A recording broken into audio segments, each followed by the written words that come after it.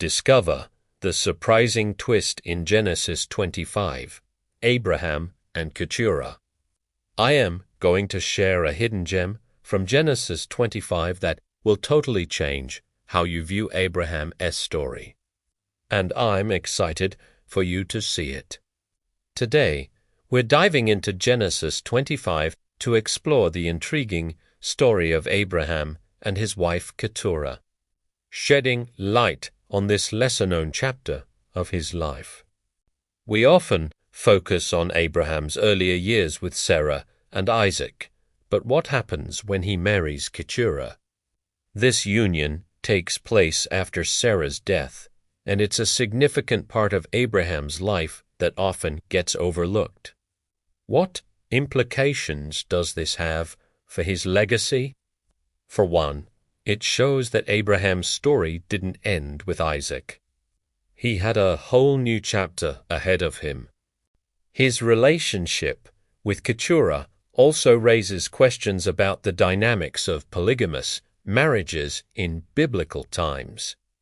Let's examine the details who Keturah was, the children they had together, and how this relationship affects the lineage of Abraham and the broader biblical context. The Bivan Zimran, Jokshan, Medan Midian, and Shua.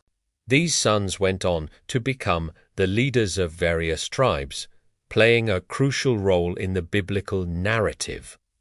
The turning point comes when we realize that Keturah's children play a significant role in the narrative, leading to questions about inheritance and God's promises. The sons of Keturah received gifts from Abraham, but the bulk of his inheritance went to Isaac, highlighting the special status of the son of promise. This story also intersects with the narrative of Midian, a tribe that appears frequently in the biblical account, especially in the story of Moses.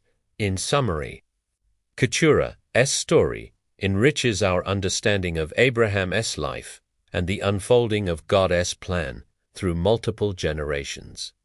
If you found this exploration of Keturah insightful, don't forget to like, comment, and check out our next video on Abraham's legacy in the Bible.